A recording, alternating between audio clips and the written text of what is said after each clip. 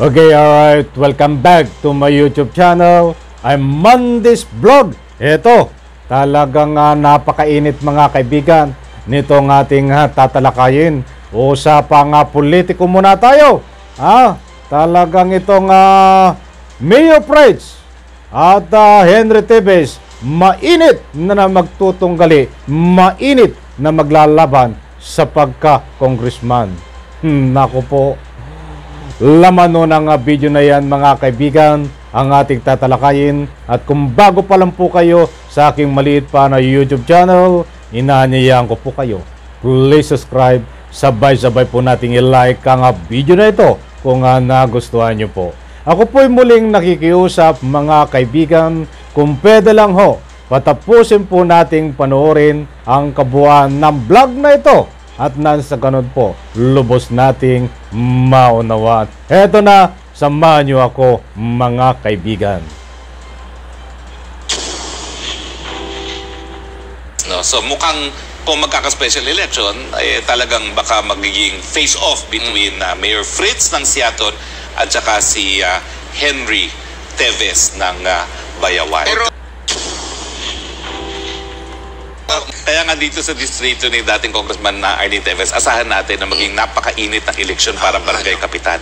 Kasi sila nga yung mga ngampanya para sa susunod na congressman. Ang inaasahan natin, dahil natanggal na po si Congressman Arnie at wala na siya sa bansa, baka itong kapatid na si dating governor at dating mayor na Henry ang tumakbo, no? Hanggang ngayon kasi itong si Henry ay walang kaso, bagamat siya ay nabansaganding terorista, no? Pero hanggang ngayon ay wala pang kaso na isasampa, no? So magiging mainit po yan, no? At hindi mo naman natin sasabihin wala ng puwersa ang Teves dyan sa distrito na yan, dahil sa mulat-mula, Teves talaga nakaupo dyan mula sa panahon ng lolo pa nila, no? Na si aking tukayo na sa Minyong Teves, no? So bantayan po natin ang sitwasyon dyan sa Congressional District ni dating Congressman Arnie Teves. Attorney, bago lang tayo mag-break, follow-up lang doon sa issue dito sa Negros Oriental. Sa tingin mo ba, dahil ikaw napapadalas naman pumupunta doon, kapag itong si Mayor Janice Digamo tumakbo bilang kongresista, kakalabanin yung papalit doon kay Congressman Teves, sa tingin mo, may chance siyang manalo doon sa lugar? You know, ang problema, baka hindi makatakbo si Mayor. Kasi siya ay incumbent mayor. Kinakailangan may residency ka doon sa distrito. Ibang distrito ni Mayor Janice. Ibang lugar yung Pamplona, doon sa lugar ni dating Congressman Teves, no? Hindi ko lang sigurado kung ano yung mga distrito na yan, no? Pero ang lugar ni Congressman Teves ay yung mga Dawin, Zambogita, all the way doon sa Bayawan, no? Kung Seattle. Ngayon, si Mayor Janice, ang kanyang distrito ay kasama ng Dumaguete City, no? Kung saan si Congressman Chiquiting ang nakaupo. Second district ang Pamplona, third district. Third district naman ang kay Arnie Teves, at first district yung kay Congresswoman Josie, no? Tatlong distrito po sila eh. So mahihirapan tumakbo kung hindi imposible kasi wala siyang residency requirement. So sa tingin ko, makakatakbo lang sa kampo ng Digamo ay yung mayor ng Seattle na napakalapit. In fact, pamangkin ni Governor Digamo itong si Mayor Fritz, no? Ano nga ba apelido ni Mayor Fritz? Diaz. Ha? Diaz. Fritz Diaz ba? Hindi ba Fritz Diaz? Ewan ko ba kung anong apelido. Basta kaibigan kayo si Mayor Fritz eh. Napakasarap magpapakain ng lechon yan doon sa bahay niya sa Seattle. Fritz Diaz. Fritz Diaz, no? So mukhang kung magkaka-special election, talagang baka magiging face-off between Mayor Fritz ng Seattle at saka si Henry Teves ng Bayawan. Pero if ever na... Okay, alright. Heto, talaga, nandito na naman tayo mga kaibigan. Alive na alive. Nako po, usapang politika muna tayo. Dito sa nalalapit po na special election. Diyan ho, sa Negros na dati pong ika nga po hinahawakan nitong si Arnie Teves. Subalit nabakante at pinatalsik ito sa Kongreso. Bago tayo magpatuloy, shoutout at maraming salamat, Isiminay. Iyan po ang ating napanood. Isang kagalang-galang, magaling na abogado na di kampanilya si Attorney Harry Roque. Attorney Harry Roque, Maraming salamat po at shoutout sa iyo. At syempre, shoutout sa lahat. Kumusta? Kumusta po kayo mga kaibigan? Talagang matindi ito. Very controversial. Very controversial po, inuulit ko. Itong labanan. Di umano na Mayor Price ng Seattle at itong ikangay nagpapanggap na magsasaka na si Henry Tibes. Gusto ko lang pong linawin mga kaibigan sapagkat sinasabi po diyan ni Atty. Roque na ito pong si Henry Tibes ay wala pang kaso. Ang gusto pong sabihin niya siguro doon ay wala pang kaso sa korte itong si Henry Tibes. Ito pong si Henry Tibes ay subject for resolution na po ang kaso at iniintay na lang po ang lumabas ang resulta. Ang kaso po ay nasa DOJ. Ngayon po kung may probable cause ay pwede pong iakyat diyan po sa korte. Kaya po pinapaliwanag ko, nasabi po ni Atty. Roque na wala pang kaso hanggang ngayon. Yun po ang ibig sabihin niya ay nakapile diyan po sa korte. Darating po tayo dyan. Subject for resolution na. Kasama po ang dalawang anak nitong si Henry Tibes sa illegal possession of firearms. But anyway, kahit po may kaso ito ay pwedeng tumakbo pa din. Dahil kahit nga convicted, nandiyan po sa believed prison, mga kaibigan. Like for example, itong si Alosos, convicted criminal ho yan.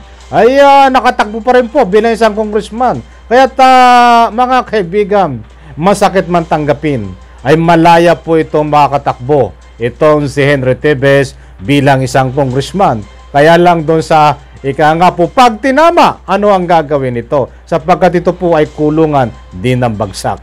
Natalakay ko na po, hindi ko na ulitin. Sapagkat meron po itong iniintay na nga po kaso na sasampa diyan sa korte. Ang result po nung pag naisampa sa korte ay warrant of arrest, mga kaibigan. Sa bagay, ang dami pong nagdaan yan, nasa Muntinlupa, convicted beyond reasonable doubt ang kaso. Kita mo ho, nandiyan po sa Muntinlupa, nga po, ay talagang tinama pa rin, mga kaibigan. Talagang kumandidato pa rin sila.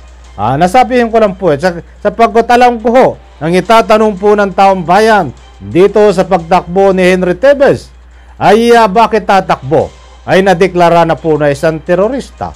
At yun nga po, at kahit po siya ay nadeklara na isang terorista, ay hindi po sakop ng pagdeklara ng isang terorista na siya po ay pwedeng pigilan na nga po ay kumandidato sa anumang posisyon sa politiko. Kaya buti po yan tayo nagkakaintindihan, inuunahan ko na po kayo. Kaya lang ang tanong po diyan, ang big question, kapag tinama, hindi po ito makakapagsilbi dahil kulungan po ang bagsak nito, mga kaibigan. At hindi naman po talaga ito tatamain. Isang senaryo lang po yon, mga kaibigan. Ito nga po, according po sa ruling ng video na yan, ay Mayor Price, pero hindi pa, wala pang confirmation dito. Itong taga mismong Digamo, ang lahat po ay wala pang confirmation dito. Ito po ay siguro lang kayang nasabi nitong si Atty. Roque ay siyempre may posibilidad ho. May posibilidad ho na itong tumakbo. Itong si Mayor Price dahil qualified.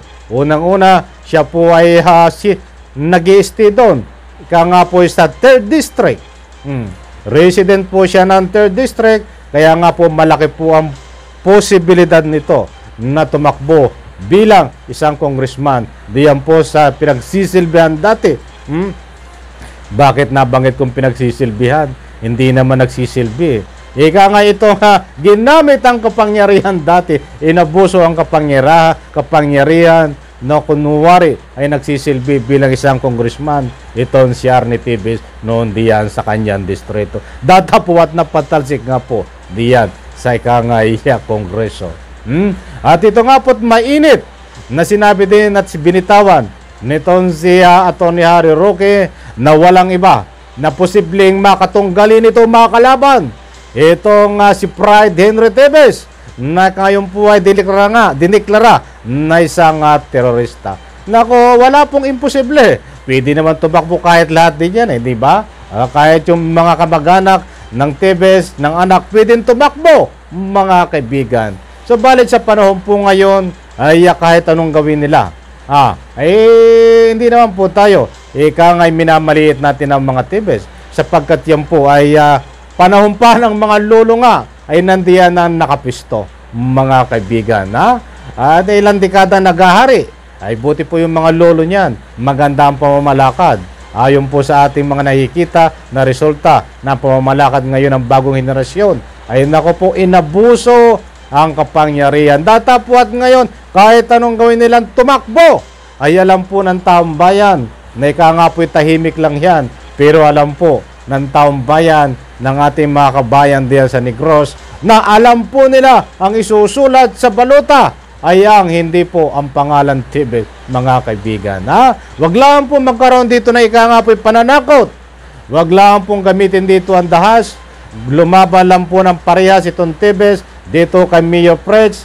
Sinisigurado po natin, mga kaibigan, wala po itong panalo, mga kaibigan. Iiyak po ito, uuwi ng luhaan na ika nga po ang boto po nila. Ika nga ay, naku po, walang makukuha ang boto, may makukuha mang boto po ito, siguro kamag-anak nila o ilang kaibigan. Dahil alam na po ng taong bayan, ang tanga-tanga po naman natin kung ito ibuboto pa natin, mga kaibigan, di ba? Kayong mga nandiyan po sa Negros na nasasakupan na ikangay dito sa pagiging congressman na dati nasasakupan ni Arne Tibes, kayo po ba ibuboto pa dito sa mga Tibes na ito? But anyway, hindi ko po hawak ang inyong ikangay prinsipyo. Hindi ko hawak ang inyong damdamin. Dumako po tayo dito sa tamang pamamaraan. Fair na laban. Kayo po ba ibuboto dito sa mga Tibes? Kung ang comment section po ay bukas. Doon sa ilang mga taga-Negros na nga po taga-suporta natin, pwede po kayong mag-iwan diyan na inyong public opinion. Ang katanungan ko po, kayo po ba ay buboto diyan kaya Pride Henry Tibes natatakbo bilang isang congressman? Wala pong problema kung gugustuhin nyo, mga kaibigan, dahil ang taong gugusto pong bumoto dito ay ilan-ilan lang po. Bagkos dito kay Mio Freds, sinisigurado ko po sa inyo, ito po 100% ang panalo. Nakasuporta po tayo diyan bilang moral support. Hindi po tayo taga-Negros, hindi po tayo diyan ikangay residente, hindi tayong bumuboto. But bilang isang maliit na vlogger, nandiyan po ang suporta ko kay Mio Freds kung siya po ay tatakbo bilang isang congressman diyan po sa dating nasasakupan ni Arne Tibes, mga kaibigan. Sapagkat nakikita ko po ang tunay na kanyang pagsisilbi sa ating nga po'y mga kababayan diyan sa Negros. Sapagkat napakadami pong dapat baguhin. Hindi po tayo nagmamalinis.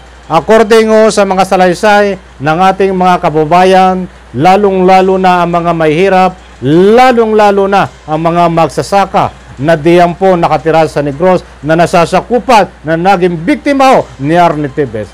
Sila po ay humihingi ng hustisya dahil sila po ay naging biktima ng mga Tibes. Datapwat kailangan po ngayon na maglilingkod diyan po sa distrito na dating nasasakupan ni Arne Tibes na hindi na po mga Tibes, mga kaibigan. Kailangan na po ng ibang pangalan. Kailangan na po na ibang ikangay apelyido ang magsisilbi diyan po sa distrito na ikanga po hinahawakan ng mga Tibes na ikangay napakatagal lang, ilang dekada. Hindi baling tumagal ang paghahawak nyo sa inyo nasasakupan kung hindi nyo inaabuso ang kapangyarihan. Datapwat sa puntong ito nasasabi ko yan sa ilang dekada ho ng mga Tibes na ikanga po nagari-hari diyan. Ang problema ho, ang big question, napakadami pong inapakan, napakadami pong pinapaslang di umano, napakaraming maliit na magsasaka na nga po inagawan ng lupa. Maraming naging biktima ng pamamaslan, subalit hanggang ngayon po ay humihingi ng hustisya. Yan po ang nga po produkto ng Tibes na namumuno diyan sa distrito noon. Kaya't mga kaibigan, kayong po mga taga-Negros, alam ko ho, tahimik kayo ngayon.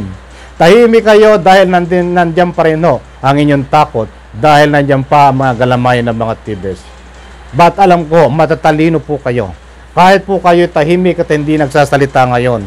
Pagdating po ng araw ng halalan, alam po natin, nang isusulat nyo sa baluta ay hindi apelyidong Tevez. Bagkos, kung sino man o ang makakalaba nito mga kaibigan. Matatalino yan, mga taga-Negros. Dahil sa kabila ng kanilang katalinuhan na ika nga po tahimik sila, nabalot po sila sa takot, mga kaibigan. But mayroon na po ilan ngayon sa tulong po ng ating pamahalaan na ika nga po pumutok ang Digamo case. Sila po ay lumabas na, lumantad upang isiwalat ika nga po mga ginawang karahasan diyan sa Negros. Datapuat, iyan po ang naging daan para itong Tevez na ito ay madeklara na ika nga po isang terorista, mga kaibigan. Hindi lang po Digamo case ang binagbatayan dito. Marami pong batayan dito sa dalawang itong magkapatid at iba pa na ika nga po kung bakit nadeklara silang isang terorista. Napakadami pong batayan dito. Hindi lang po ang Digamo case, mga kaibigan. Sana po mga kaibigan ay nakuha nyo ang gusto kong ipunto dito. Bagamat po ito wala pang kumpirmasyon, but malaki po ang posibilidad na maglaban ang Pride Henry Tevez sa pagka-congressman at itong mayor ng Siaton na si Pritz Diaz, mga kaibigan. Kaya kabang-abang po ito at ika nga po ay kontrobersyal at napakainit na pinag-uusapan na ito sa social media kung ano nga ba, kung sino ang maglalaban-laban dito. But ang final decision po dito ay hihintayin po natin kung sino ba talaga ang manok ng mga Digamo. At alam ko, diyan, marami na po at kalat na kalat po sa panig ng mga Tevez ay ito nga nagpapanggap na ika nga po magsasaka. Kaya po nagpapanggap na magsasaka ngayon po ay kinukuha na ang loob ng ating mga mahal na kababayan ng magsasaka upang humingi ng boto. Ay maaga pa ay nangangampanya na po. Sabi nga ni Mayor Janice Digamo, ito ay nagpapanggap na impostor, nagpapanggap na magsasaka, subalit itong umaagaw ng lupa sa mga magsasaka. Ito ang nagpapapaslang di umano, itong nagpapanggap na ito, na ika nga po, nagpapapaslang di umano sa mga magsasaka, mga kaibigan. Di umano, according ho, diyan kay Mayor Janice Digamo. Nako po, napakainit nito. Napakainit na ika nga po, ika nga pagharap, pagdutunggali sa politika. Ang punto de vista dito nating kaibigan, mga kaibigan, karapatan po nila na tumakbo, wala magpipigil sa kanila.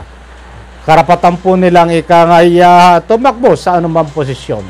Batang itarin po natin, ito bang taong ito na isusulat natin sa baluta ay kaya tayong pagsilbihan kapalit ng ating boto.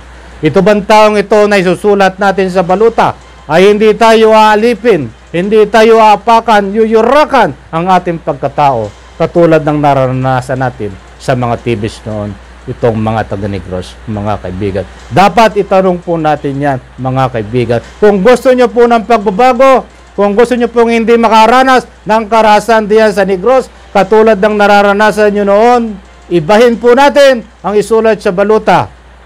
Ang pangalang Tevezo, kalimutan na sapagkat mayroon na pong pagbabago diyan kung ibang apelyido po ang isusulat nyo. Abangan po natin yan mga taga-Negros sapagkat hindi pwede natin pangunahan sila.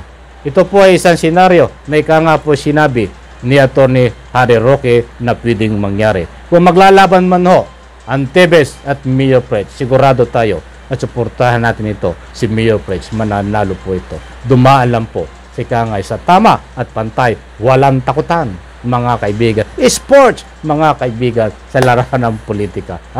Okay, alright. Sana ho, nakuha nyo ang gusto kong ipunto dito, mga kaibigan. Kaabang-abang po ito. At shoutout muna tayo at maraming salamat dito sa mga nagpapa-shoutout. Ito, Race Sophie Bide. Si Randy parang ipinalabas na niyang bulagan dalawa nating mata sa video. Dapat makasuhan ng ganyang pulis si Randy. Pa-shoutout dito sa taga Bacolod City. Ray Sophie Bide, shoutout sa iyo. Ay patungkol naman dito doon sa pulis na ikangaya nanutok ng baril. Ayan. Eto. Nasaan na ba tayo? Ay naku, wag iboto pa kahit minsan mga Tevez. sakit sa ulo na sakit sa bukas, sakit pa ng loob, sakit ng ulisya ng pamilya. Na yan, sana madinig lahat ng mga tao sa kanilang nasasakupan at sa buong Pilipinas. Nako, magnanakaw lang yan kahit sino pa ang pamilya nila. Ayan, buhat po dito kay Sara. Sa pa, buhat kay Sara, taga Negros po ako, di na yan mananalo, tahimik lang ang tao. Pero sa dulo ng pinsel na ngusga sa kanila sa special election sa lugar po namin, mga kaibigan. Ito po galing naman kay Javi Bernal. Javi Bernal, shoutout po sa iyo. Huwag po iboto si Henry Tibes pagka-congressman. Maghasik naman ang lagim ng Oriental. Patayan na naman pag sa ang upo. Matuwa naman ang mga alipores niya. Okay, alright. Binasa lang po natin yan. Mga ilang public opinion, mga kaibigan. Importante po nating malaga na ikangibigyan po ng pagkakataon, mabigyan po na ikangay importansya at para marinig nyo naman kung ano mga public opinion. Kung may mga public opinion po kayo, ilagay lang po dyan, babasahin po natin. Mga kaarawan, ilagay lang po dyan, i-comment nyo po. Babatiin po natin yan at magpa-shoutout. Nandiyan po, babatiin po. Okay, alright. Sabay-sabay po natin i-like ang video na ito. Diyan po sa comment section. Mag-iwalang po kayo ng public opinion. Hindi po tayo nagpapakalat ng fake news. Kung ano man ang mga ruling ng video na pinapakita po natin dyan. Diyan po na tayo nagbabatay, mga kaibigan. Maraming salamat po. Palakpakan! Pagpalain po tayo lahat. Bye-bye.